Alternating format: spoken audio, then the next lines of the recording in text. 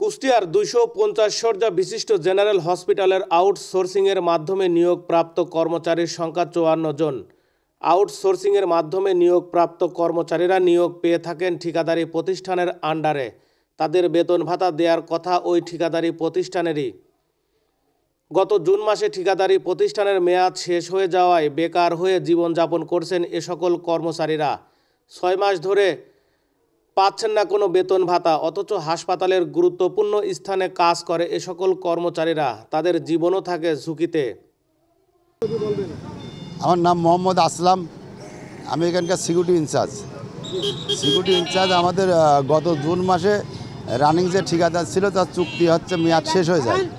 চুক্তি মেয়াদ শেষ হয়ে গেলে তখন স্যাররা বললে এটা টেন্ডারে একটা প্রক্রিয়া করতে হবে, আপনারা ডিউটি করেন, যেটা হোক এটা সমাধান হবে। কারণ আমাদের গত বছর এরকম হয়েছিল, এরকম আন্ডারটেকিং দিয়ে 3 মাস পরে আমরা বেতন পাইছিলাম, 3 মাস পরে। কিন্তু এবার বললো আপনারা ডিউটি রানিং রাখেন, ডিউটি অফ দেন না, যেহেতু আপনারা রানিং না রাখলে হয়তো আপনাদের নতুন ঠিকাদার নিয়োগ হলে আপনারা বাদ পেরিয়ে যেতে পারেন। এই জন্য আপনারা ডিউটি রানিং রাখেন, যাতে আপনাদের পক্ষে আমরা সুপারিশ করতে পারি, এটা সমাধান যেটা হোক এটা কিছু হবে। এই কথা বলতে আমরা ডিউটি রানিং রাখি। আজ দীর্ঘ 6টা মাস আমরা ডিউটি করছি। আমাদের কোনো কাজের চিঠিরও সমাধান হয়নি, বেতনেরও সমাধান হয়নি, আমরা এইভাবে পড়ে আছি। আমার নাম মোহাম্মদ হাফিজুর রহমান হাফিজ। আমাদের তো ডিডি স্যার আর আমার স্যার এনারা আমাদের আশ্বাস দিয়েছে যে তোমরা এখানে কাজ করতে থাকো, আমরা তোমাদের পিছনে আসি, কারোর সাথে কোনো গোলযোগ করবা না, আমরা তোমাদের পিছনে আসি। আর হচ্ছে যে আমরা গতকাল আমরা গেছি, গত পরশুদিন আমরা গেলি স্যার বলছে যে তোমাদের তো বেতন আমরা দিতে পারবো না, তোমরা এখন কি করবা। আমি ডিসি স্যারের সাথে যাই, এখন আমি বড় আকারের মিটিং করে আসছি। তো সেই মিটিংয়ে এতদিন তো আমাদের টেবিলের কাগজপাতি সব স্থগিত হয়েছিল, এখন তো যাই হোক কাগজপাতিগুলো একটু তাজা হয়েছে, তোমরা এখানে থাকো, বাকিটা আমি পরে দেখব। আর হচ্ছে বেতনের কথা বললো, বেতন আমি দিতে পারবো না, তোমরা এখন কারোর সাথে গোলযোগ না করে এখানে আমাদের প্রশাসন ভাই থাকে, তাদের সাথে মিলঝিল করে এখানে থাকো। এখন আমি আর আমরা দীর্ঘ 6 মাস এখানে আছি, 6 মাসের ভিতরে আমাদের কোনো বেতন নাই, 3 মাস পর বেতন দেয়, সেইভাবে আমরা আছি। তো এখন যে এই যে বিগত সরকার চলে গেছে, সরকার চলে যাওয়ার পরে এখন আর কোনো লোকজন নাই, এখন আমরা এইভাবেই মাংনা কাজ করে যাচ্ছি। তো এখন আমরা কি করব, এটা কোনো সমাধান আমাদের দেয় না। নিয়োগদাতা হলেন ঠিকাদার তরুণ। কেউ ঠিকাদারকে 3 থেকে 4 লাখ টাকা ঘুষ দিয়ে নিয়োগ পেতে হয়েছে। আর এভাবে নিয়োগ ব্যবস্থা থাকায় এক শ্রেণীর রাজনৈতিক নেতা ও আমলাদের স্বজনরা সুযোগ গ্রহণ করে থাকেন, আর সংশ্লিষ্ট ঠিকাদার প্রতিষ্ঠান কোটি কোটি টাকা হাতিয়ে নিচ্ছেন।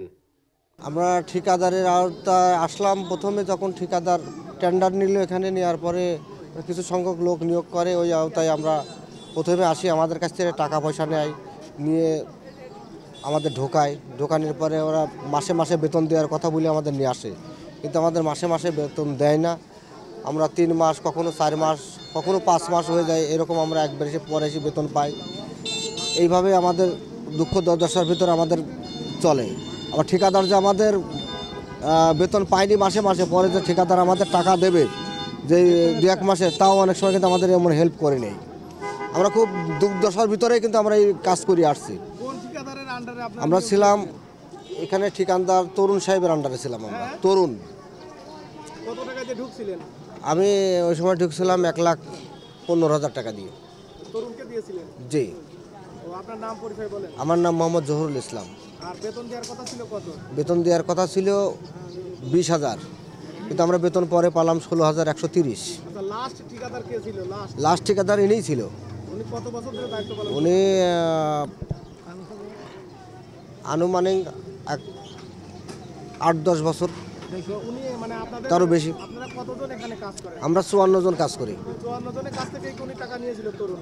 54 জনের কাছ থেকেই উনি এরকম টাকা পয়সা নিতেন। বাড়ি হচ্ছে পুরাদা। আমাদের কাছ থেকে এটা হচ্ছে কন্ট্রাক্টর প্রতি বছর এটা 50,000 করে টাকা নিত। 50,000 করে আমাদের কাছে চুক্তি হতো, এটা 50,000 করে টাকা নিত। তো এরা প্রতি মাসে মাসে আমাদের বেতন দিত 16,130 টাকা করে।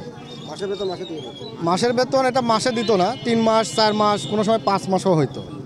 তো আমাদের এটা যখন ওই যে আপনাদের একটা আন্দোলন হলো তখন হচ্ছে কেন আমাদের বছর আসলে শেষ হয়ে গেছিল, মানে এই মতো টেন্ডার হবে তখন ওরা যখন এই সরকার যখন দমন হয়ে গেল তখন ওরা চলে গেল, কিন্তু ওদের শেষ, মানে ওদের হাতে আমরা টাকা পয়সা দিছিলাম না। তো যেহেতু টাকা পয়সা দিছিলাম না, আমরা কাজ করতেছিলাম এখন বর্তমানে আমরা সরকারের আন্ডারে ধরতে গেলে। তো আমরা কাজ করতেছি এখানে বর্তমানে এখন আমাদের এখানে 6 মাস হচ্ছে, আপনার 6 মাস রানিং। তো 6 মাস হচ্ছে এখন আমরা এখন ডিউটি করছি, এখন পর্যন্ত আমাদের টাকা পয়সা আপাতত আমরা এখনও কিছু পাই নাই। এখন এখানে আমরা ডিজি স্যারের কাছেও গেছিলাম, আরঙ্গ স্যার আছেন যিনি দায়িত্বে, ওনার কাছেও গেছিলাম। তাপস স্যার ছিল, এখন উনি হচ্ছে নাই, এখন নতুন আইছেন আর কি।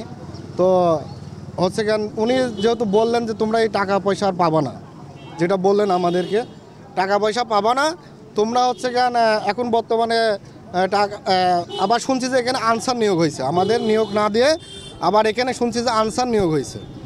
তো এটা আমরা শুনে প্রথমে স্যারের কাছে গেলাম, তো এখানে আনসার নিয়োগ হওয়ার তো কোনো কথা না। এখন আমরা এখানে চাকরি করছি এতদিন, এখানে আনসার নিয়োগ হবে এটা তো আমরা বুঝতে পারছি না যে এখানে আনসার কীভাবে নিয়োগ হয়। তো এই বিষয়টা নিয়ে আমরা স্যারের কাছে গেলাম, স্যার করছে যে এখানে আনসার নিয়োগ হয়েছে, এখানে তোমাদের চাকরি হবে সেটা হবে পরে। মানে আমরা কথাবার্তা বলে ডিজি স্যারের কাছে কথাবার্তা বলে ডিসির কাছে কথাবার্তা বলে তারপরে তোমাদের নিয়োগ হবে। তাহলে আমরা তখন হতাশ হয়ে গেলাম যে 6 মাসের টাকাও নাই, আবার এদিকে আপনার চাকরিও নাই।